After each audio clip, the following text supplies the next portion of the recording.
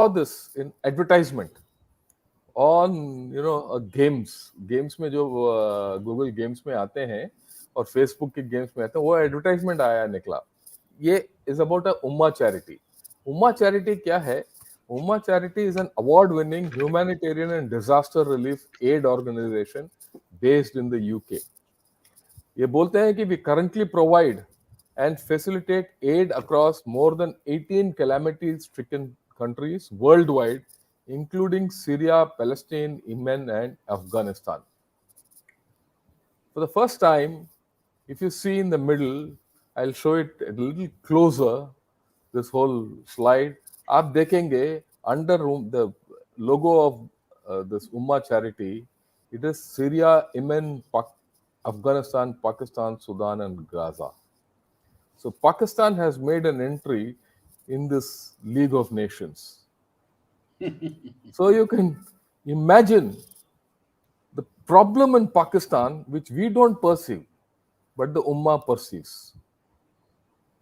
Right? Pakistan, जब हम सोचते हैं कि it is coming on the edge of an abyss, this advertisement, इस advertisement चंदा मांग रहे हैं. This advertisement suggests that Pakistan has already fallen to the abyss. But having said that, we will talk today of Pakistan as a battleground state. इसमें क्या मुद्दे हैं? ये मुद्दे हैं कि ये सबसे पहले China has invested far too much in Pakistan. It has very high stakes in Pakistan. चाहे ग्वादर में है, शक्सगम वैली में, अगर कल के दिन पाकिस्तान ब्रेकअप हो गया and India reclaims that entire area back, occupation of Shakshgam Valley by China will become illegal. And China is betting on Shakshgam Valley for water for their chip production. So there are many angles involved. There is an issue of food security. Chinese stakes in Pakistan are very high. For not only that, they have an issue of regional influence in checking India. But then China is a reticent but greedy power. आज तक इन्होंने एक, they have not given even one indication of being able to commit its military. And on the other hand, China does not want, USA does not want China to succeed. USA also seeks to retain its hegemony. Most importantly, the West wants to keep a grip on Pakistan, lest a stray nuke goes there, because they are worried about it, right? There is also a clarity that dono great power, USA and China, will not invest in Pakistan to bail it out. And they will use Pakistan to further their own ends. Now, the third angle of their bailout for Pakistan is the Gulf states and Saudis.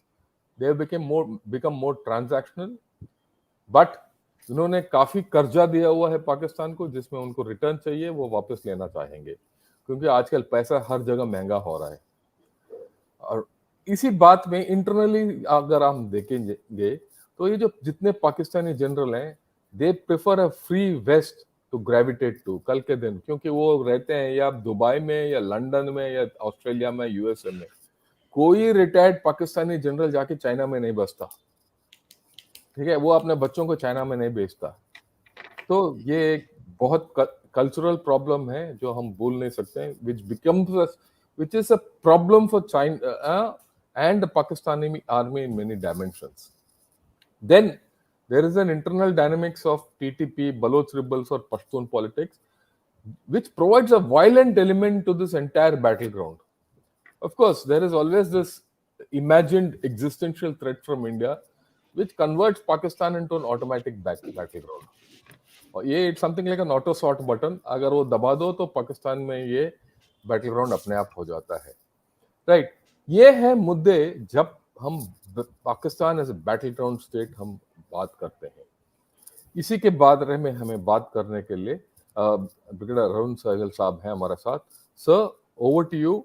You can take it on. I'm sure you are in the know of all these things and you'll explain these issues much better to all of us, so that we are able to judge at the end of this, where is Pakistan going? Over to you, sir. Thank you, Janal Shankar. It's always an absolute delight to be on your show. Before I start, I just want to highlight one small point regarding what is a battleground state. Oh, please, sir. Battleground state is a region or a country It is a site of an ongoing or a potential conflict between opposing forces. This conflict can be a result of political influence, location, or resource, and which makes the state a target of competing interests. At the this puts the state at the risk of being caught up in the middle of larger conflict or struggle for power. अभी आपने 8-10 मुद्दे जो शंकर साहब से सुने, you will realize that Pakistan squarely lands up in this definition of a battleground state. And this, I want to highlight why has Pakistan become a battleground state from a slight amount of historical perspective. When Pakistan got its independence, Pakistan became part of CENTO. The CENTO and SEATO were two organizations which were created for fighting communism by the West. Now, essentially speaking, Pakistan had no role to play as a part of CENTO to fight communism. But it was this natural perception of threat from India and to join the Western group that pushed Pakistan to become a center state. It is from that time onwards, uh, Pakistan has been a front end of Western strategy, i.e., American strategy of the region ever since its inception. There were couple of reasons why Pakistanis went that route. First was, like I said, first and foremost was to use the US leverage. Pakistan perceived itself a weak state. It wanted to use the leverage to countervail India. Second, it realized that Pakistan, as a developing country with huge amount of internal problems, needed foreign assistance. So CENTO and its relationships with the Arab world at that particular point in time was a perfect rationale for joining CENTO and which got Pakistan a large amount of India assistance. It also allowed eventually the price had to be paid, and the price had to be paid when the Soviet Union invaded Afghanistan in 1970s, and Pakistan became then a frontline state where a counter-Soviet offensive were launched and a rise of the Taliban and Islamic militancy started taking place. From that time onwards, Pakistan has got engulfed in the regional geopolitics, not only geopolitics, but entire crux of the counter-terrorism strategy or the policies of this region. And it has something that is why it has not been able to break itself away from it. And Americans leverage that situation by pumping in money and resources to Pakistan and making the Pakistanis fight the American war against counterterrorism. And not only counterterrorism, sorry, for the defeat of Soviet Union. So this is the analogy which I wanted to highlight, particularly as to why Pakistan went the westward way. Now comes the period when Pakistan realizes that Americans are pulling out, Soviets have withdrawn. Now this is a period of sort of they were left on the lurch. So at this point in time, Pakistan realized that they needed a new crutch, and that new crutch was in the form of China. They went to the Chinese. The Chinese were already eyeing in the greater geopolitical setup of the region where the Afghan war was still going on. Central Asia has become a part and parcel of Russian Eurasian dominance. China was trying to create its new BRI kind of a structure, and Americans were losing ground in the region, but they still wanted to remain over there. Yeah. the Chinese realized that it is important to bring Pakistan in its sphere of influence. And from there onwards, if you recollect, this whole notion of Karakoram Highway and other greater degree of integration with Pakistan started.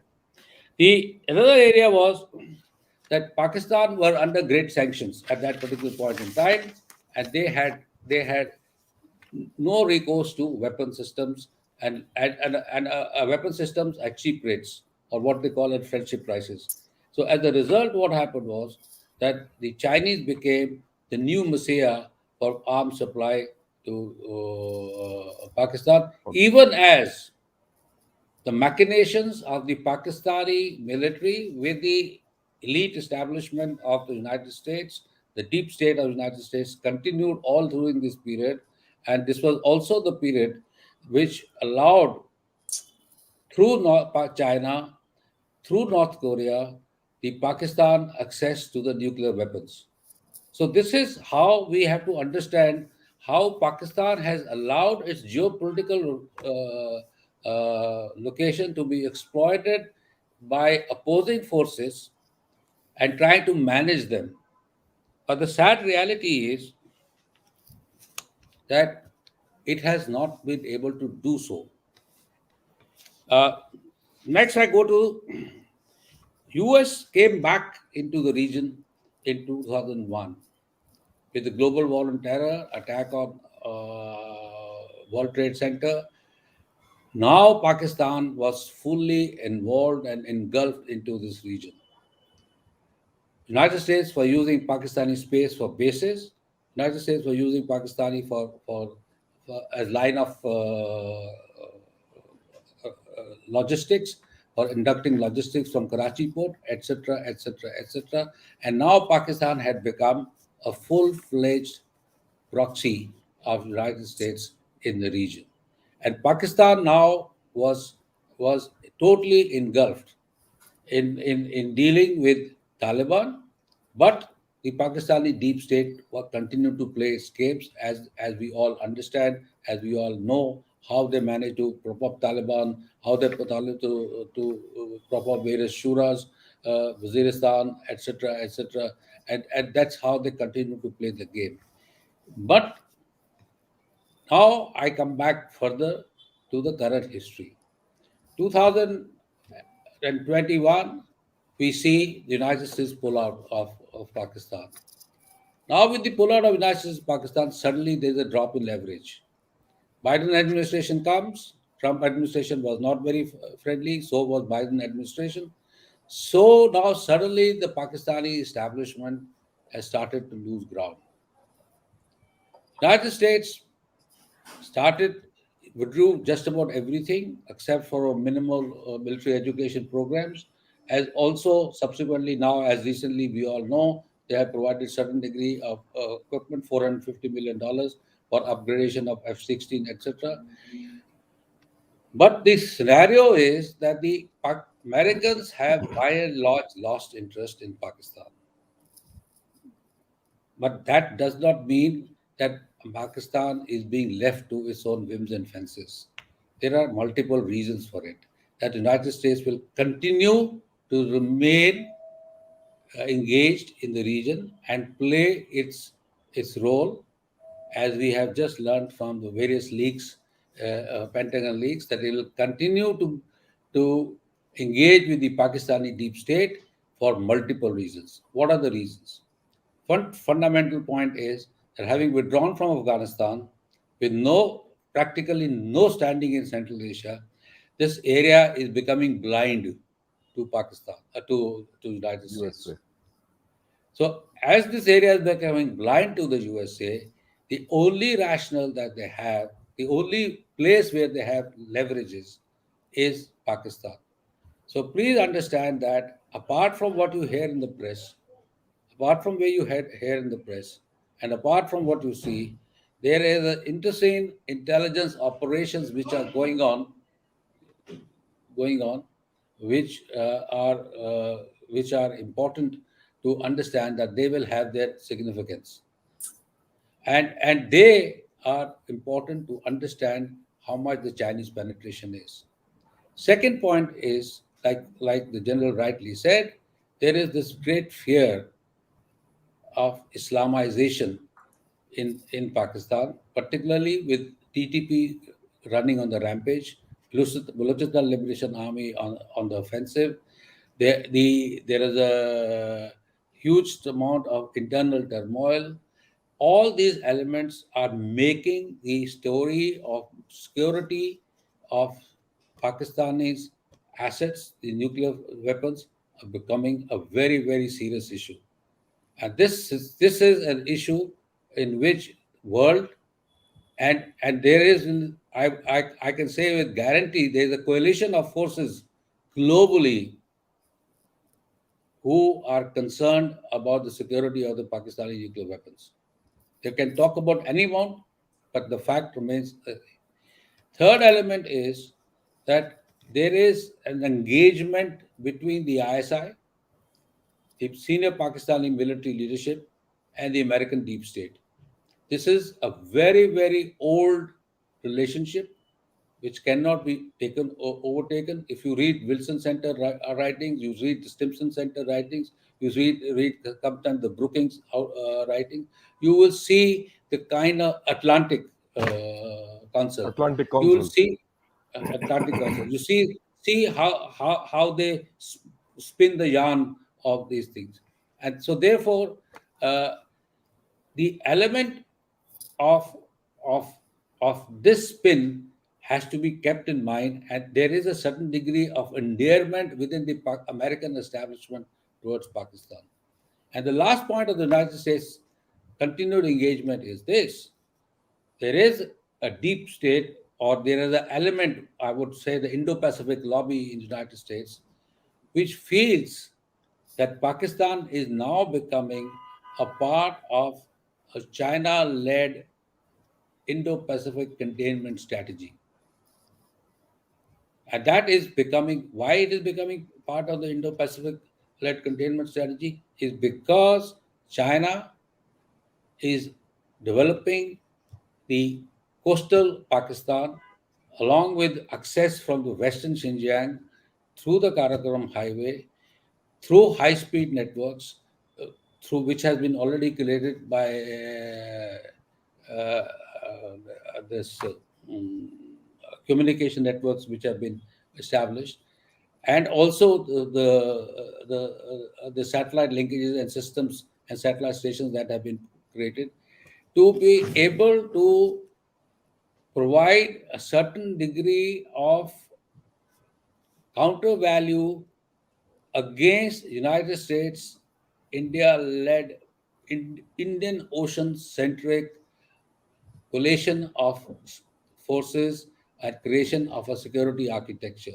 So this is an area that's important for United States. So this is something. If you, I'm sure you, a lot of your listeners and people would have heard that there is this attempt to revive the First Fleet, and the First Fleet is something which we all understand is an Indian Ocean centric fleet.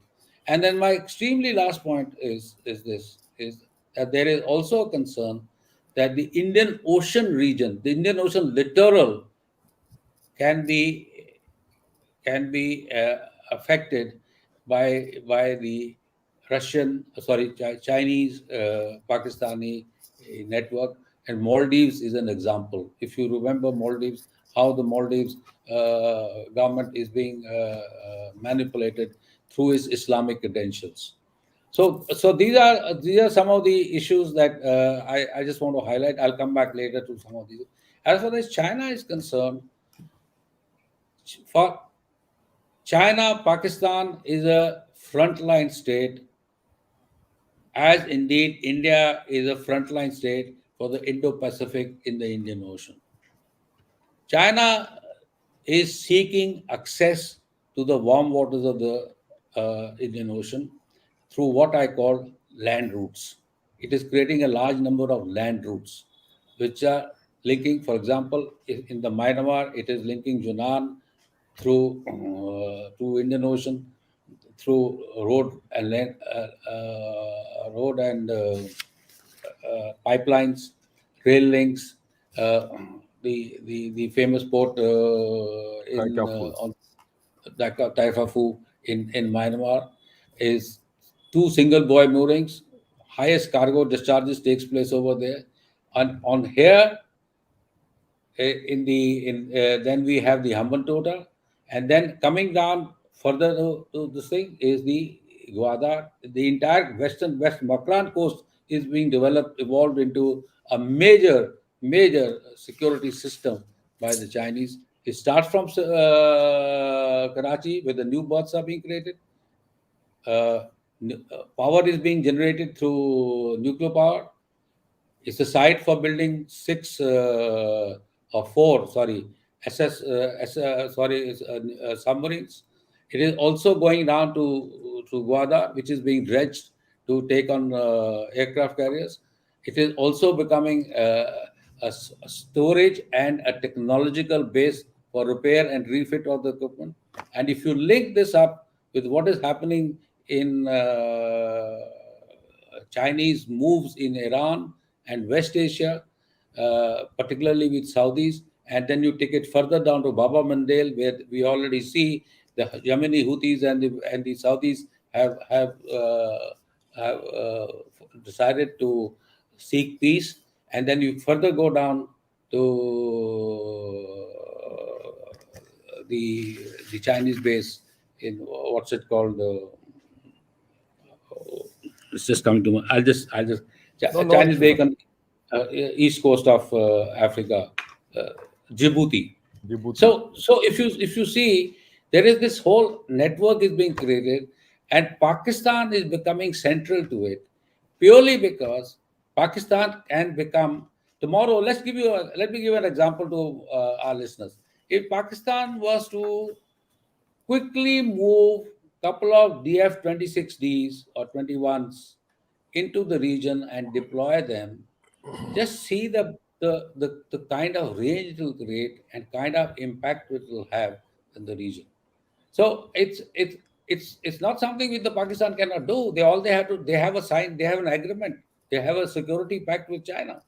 So this is something which we need to understand, that there are two gravitational pulls taking Pakistan apart. One is the intrinsic relationship with the United States, which have been born out of historical reasons, and the new relationship with China. And China is now looking at, as it gets more and more cornered in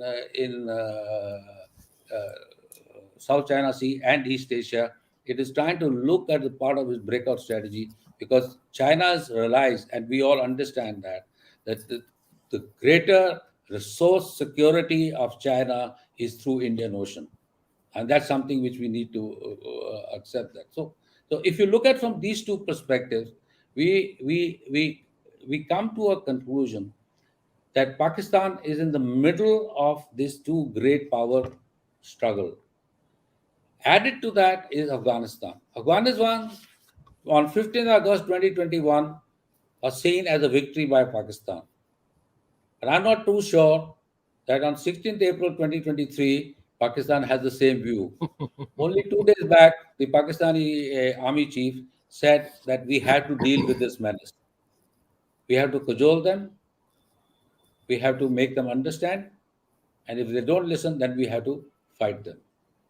And today, the situation is that the Taliban led Afghanistan is already telling Pakistan that don't make the mistake or you will face the 1971 kind of a scenario. So the issues are the Durand line, the issues are Taliban sanctuaries, the issues are the support bases that are being created across. We have to understand this, that these are all creations of the Pakistani state, deep state, which is coming back to haunt them. On the other hand, Afghanistan itself is realizing the Taliban government is very smart. They are going more and more along with China, and there are a new axis which is emerging, which is the Afghan, China, Tajikistan, and then going to Turkmenistan, and then they're going towards the Caspian Sea. And there is this whole linkages of the new alignment of China, Russia, and Iran, which is taking place. So what is happening in this, understand, we have to understand is this: there is a certain degree of isolation of Pakistan taking place. Now that's something which we need to look at seriously, how serious it is, how just it is my idiots like me who's thinking, or is it, or can we leverage upon this? The next issue is the Arab world. Like the general very rightly pointed out, the Arab world is becoming transactional. Not only transactional, ITU2 concept is bringing certain degree of coherence, economic benefits, trade and investments, because they all realize that at some stage or the other, the oil is going to run out. And they can only leverage oil up to a particular point. They need to develop alternative investment destinations. India with 3.5 billion economy, jumping to 5 billion economy in 26, 25, 26, jumping to close to 7 to 8 by 2030 is an ideal destination. So West Asia's leverage, Pakistan's West Asian leverage is going to decline. It is not saying, I'm not saying that the Ummah and the other people are not going to be aligned, they're not going to give the money, but it is not going to be the bailout packages as seen. And we are seeing the situation right now. So given this perspective, even the last render of the last resort, the Reserve Bank of Pakistan for bailing it out in economic crisis is not going to be there. There's one last point I want to make is, and that is that the in the Pakistani military, there are two schools that are coming up. One is a pro-US element, which is by and large major generals who have studied in schools, colleges, etc., who have been penetrated by the various establishment of the United States. And there is a colonels and below, or brigadiers, some brigadiers, but colonels and below cadres who are going for weapons courses, who are going for training courses, who are going to China. for technology courses, etc. They are having a very different view. And second thing is the maintenance aspects of the Pakistani weapons and equipment is getting extremely dependent on China. Third element, the entire ISR cover that the Pakistan is getting is again getting very Chinese centric. So there is a certain degree of control on the information, technology, maintenance, and upgrades of equipment which the Chinese are exercising. I'll stop here. If there are any questions, I mean, I'll take them on.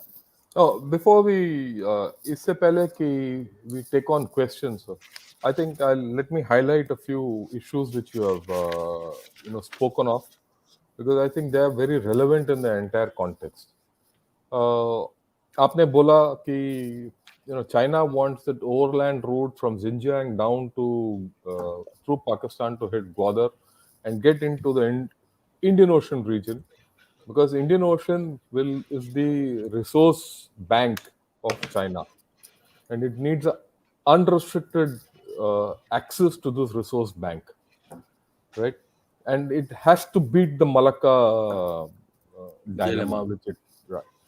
But it's also a fact that any nation which has to become a superpower needs two oceans. Like the Britain always had two oceans. One, they had the complete Indian Ocean and the Atlantic, and the Indian Ocean through India itself. You look at USA, it has the Atlantic board and the Pacific seaboard, and even Russia, when it was a superpower, USSR, it was a superpower, had its two seaboards. And China geographically has no seaboard except the South China Sea, and that too, it's a very constricted seaboard.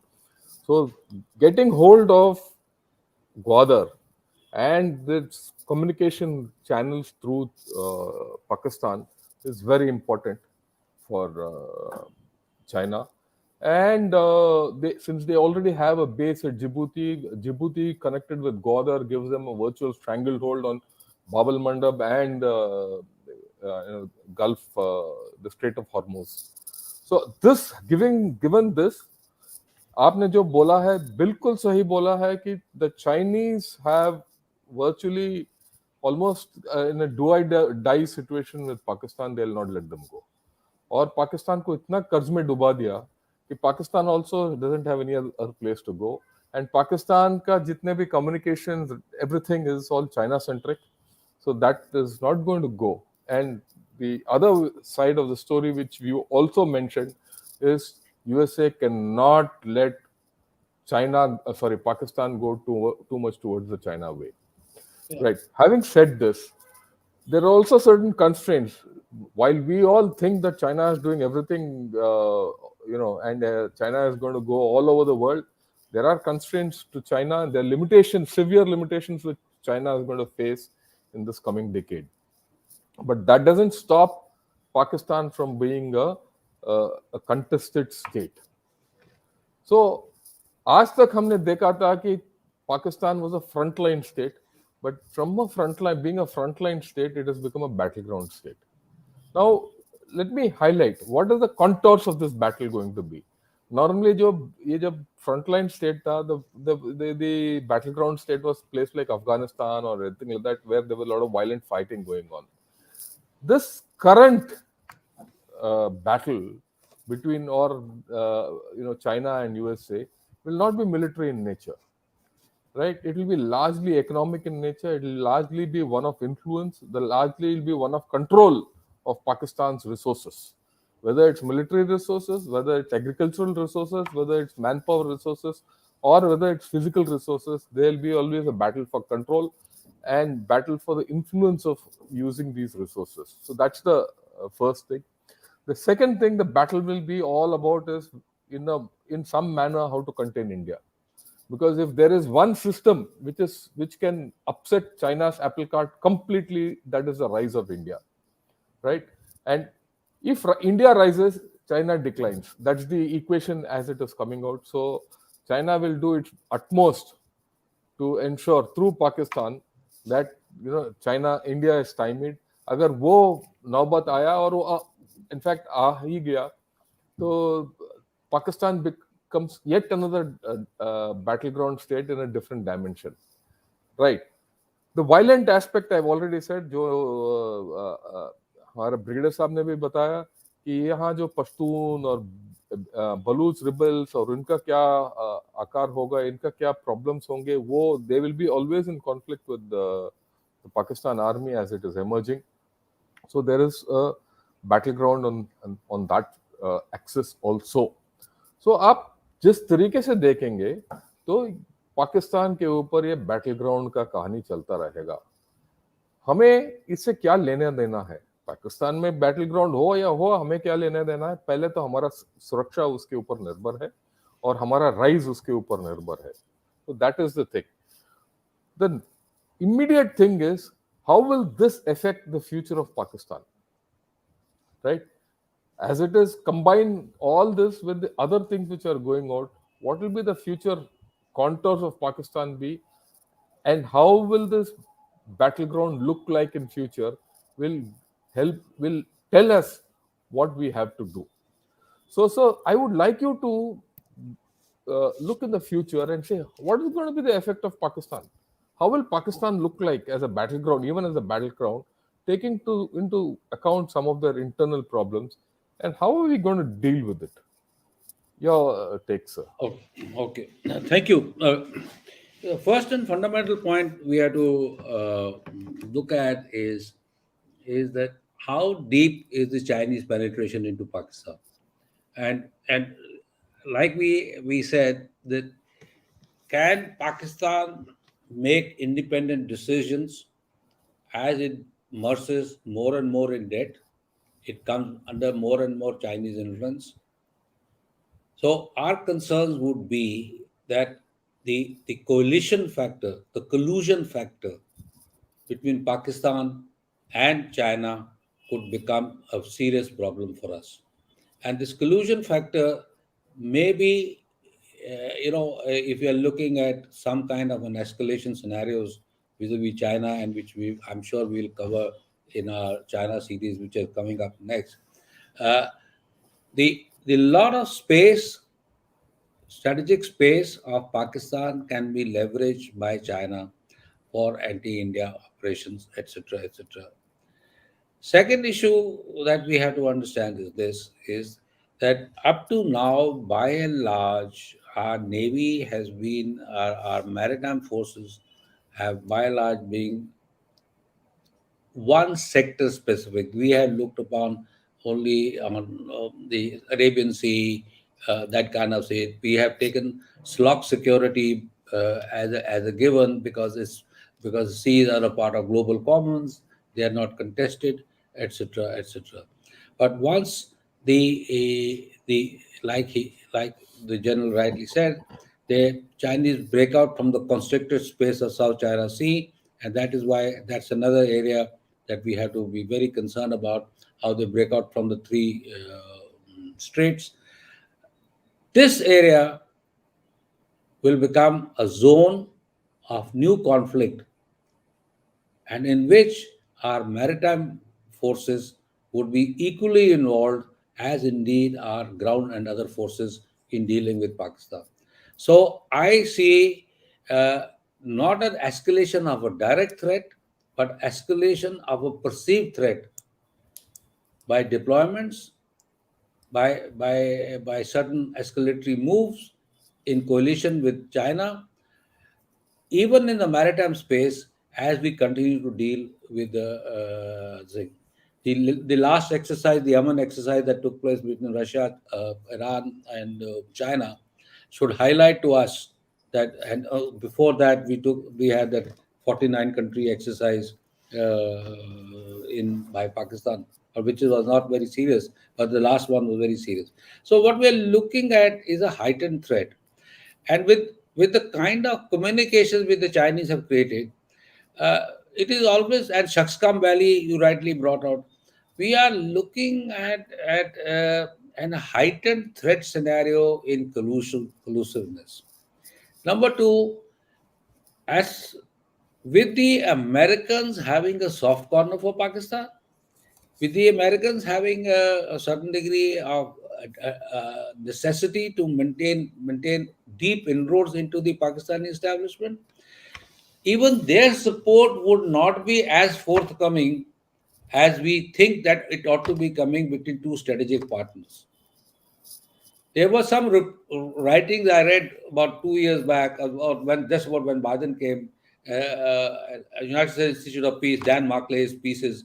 He talked about the fact is that abandonment of Pakistan is not within the American interest. So Interest, this yes. whole issue, so this, and my standard thesis for this basically is this: is that incrementally India will have to deal with its challenges standalone. We are a standalone power. We might be a strategic partner of the United States, but there is no heft which the strategic partnership brings, because entire American deployment, etc., along with his allies, is on the East Coast, is Eastern centric, East Asia centric, Western Pacific centric. Nothing is here. There's nothing in South China Sea. It's devoid of any American presence apart from occasional phone ops operations. So India would have to understand that it requires 5 to 10 years of hard work, of Atmanirbharta, clear cut decision making to build up dissuasive deterrence against both China, and maintain a deterrence by punishment with Pakistan, to tell them that any escalation would be cost prohibitive. So, this is something which we need to look at. I think you made a very valid point, sir. In fact, let me connect it up with what you said earlier. जो आपने पहले बताया, as India bumps up to being a $5 trillion economy and a $7 trillion economy by the end of this decade, if you're a $7 trillion economy, and if you're the third largest economy in the world, you're a power in your own right. And our behavior has to change accordingly. Yes. And not only our behavior has to change accordingly, I think our outlook has to change accordingly. If you don't have if you still want to get onto the coattails of the Americans and say, look, the Americans have to come and bail us out in this equation, I think we will be totally out of whack. And it is my firm belief, जो ये मेरा पूरा ये दृढ़ निश्चित है कि we have to learn to stand on our own legs with our own strategic formulations. The fact that we are discussing this, that future of Pakistan, the future of Pakistan, the way we are discussing in this session itself and this such series of lectures is not being done in USA. It's not been done by China. It's only done by us to find out what is going to be the future trajectory of Pakistan, so that we deal with this accordingly. And we have to Yeah. deal with this with our you know own ability. So I Yes. leave this at that because I'm just reinforcing what you have said. An interesting point which you have brought out is the irrelevance of Pakistan. If China continues to circumvent Pakistan, isolate, I won't say isolate Pakistan, circumvent Pakistan through the Central Asian axis and goes towards Tajikistan, uses Afghanistan, and then hits the Iran and gets that angle through and has an alternate entry. Actually, it allows, I mean, it gives it the leeway to actually ignore Pakistan completely, right? Then where does Pakistan go? Because we have to also let me put this in a slightly different Okay. context. You're asking me the No, question. yeah, no, let me put this in a slightly different context also. There is also a problem that religious fundamentalism in Pakistan is not going to go, it's there to stay. And at some point of time, if things go down south between Pakistan and China, and if things go down south in Pakistan itself, there could be an overflow into Xinjiang and unrest in Xinjiang also. And this is something which China is cognizant of. In which case will they let Pakistan go? That's the short question. No, they won't let Pakistan go. But we have to be very clear that at some stage there's going to be co- coalescing of interests between Chinese and Pakistanis, particularly in dealing with this Islamic threat, which might also enter the through the ETIM, Through Afghanistan and in Xinjiang as Islamic State of Khorasan. But I want people to understand from my perspective is that ISISK is not a pro-Pakistani organization. They are anti-Pakistani organization. But my bigger worry is not so much of this coalition between Chinese and Afghans and dealing with the Pakistan and the Pakistan joining hands together as one coalition to deal with the Islamic threat. But my biggest worry is this, is that Pakistan is going to up the ante somewhere down the line, and see it happening this summer along the line of control. And there, and my concern is, given the attitude adopted by Pakistan onto this G20 tourism meet and trying to demarche so many people, and I find Indonesians are also now suddenly having cold feet. There are there is an every possibility of some large scale attack or some attempted escalation of terrorist violence in the valley taking place. And the whole idea basically is this, is that our entire mood, mind, etc. will shift to that. But my humble submission is this, that the Pakistan's ability to leverage terrorism against India is incrementally coming down. The ability to damage us is coming down. We should not detract ourselves from our other major challenges. We have the capacity and the capability of dealing with this challenge. It'll be one off issue, two off issue, but the Pakistan will continue to play this game because this is the only game in town for them. They have no other game. it's a one So pony trick, sir. yeah. So my point is, don't distract yourself Yeah. from this. and create whole kind of hullabulla, press and other people throwing all Pakistan. No, what we need to do is continue to maintain pressure on Pakistan. This is not a period for concessions to Pakistan. And some rightly said, this is not a period for Pakistan has created this whole problem for itself. Let it stew in its own juice and I think that let it continue to deal with it. And if and when they want to talk to us, then we must set the terms and the norms of the talk. Pakistan will never accept it. Pakistan will never accept it, but we have to be prepared. And please also note that Pakistan can also create a nuclear oriented crisis. yes, I do not put it beyond them, and it might happen if the kind of electoral politics and the infighting and the other issues become so uncontrollable within Pakistan that the Pakistani military uh, creates a false flag operation kind of a scenario over there. oh yes, sir. I don't put anything beyond the Pakistani military because it's a devious military and their turf is at stake today. Right? A lot of things about them are at stake. I mean, there are wild rumors flying in the WhatsApp to the thing that there's a plot to assassinate Imran Khan, to a nuke being put out here and there. So all these stories are on Yeah, the prowl, and so we need to think. But what? Let me share with you one sense which I get after today is the sixth session I'm having on Pakistan across different sure. on a right uh, angles of sight.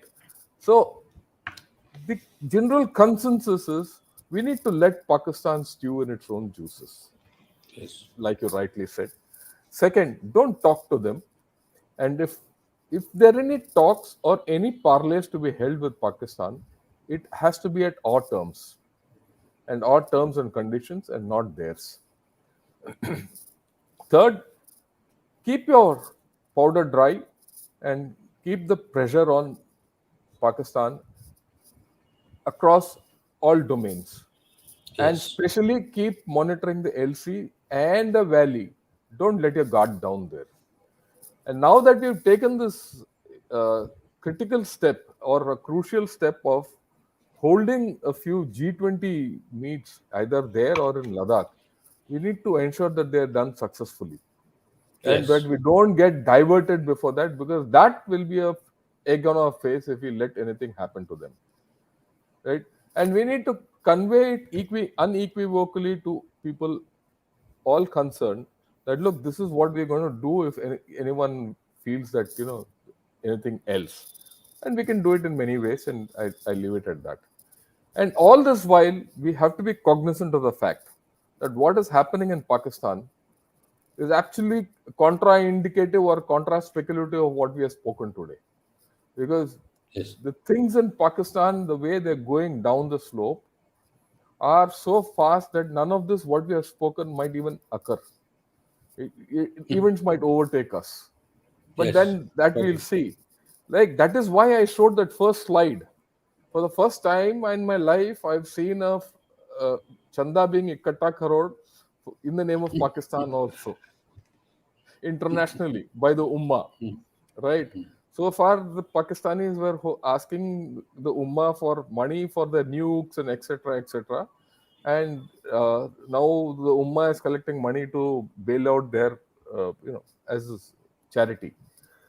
The next thing is that Mr. Imran Khan, who's likely to be the next prime minister, uh, he's put out some Yeah, economic plan. If he does, I mean, when, as and when this thing, if he right, what's the highlight of his economic plan? The highlight of his economic plan is make non-resident Pakistanis from outside who have gone abroad to put money back into the country, which is the most harebrained scheme of resolving we an also tried. We also tried. We used to also say the idiots. Okay. so that so there is no way in hell or high water that Pakistan's economy is going to flip by all these harebrained schemes, right? So if you look at it holistically, Pakistan is going to go through a whole lot of turmoil, and I don't see this turmoil coming out in the next 1 to 2 years. That's the minimum, right? And we'll see this when we as and this is for the whole lot who are listening to us. You'll see this coming out when we do our analysis of the economy, water, and food insecurity, right? And you have to conflate it with the fact that people are today standing in queues for 10 kg bag of water and dying. Yes. Like I said, food distribution could be temporary, but poverty in Pakistan is permanent. Right? That's the Very right. well said, sir. Very well That's the said. larger issue, right? So I think we've covered the whole track what we wanted to cover in this thing of being a battleground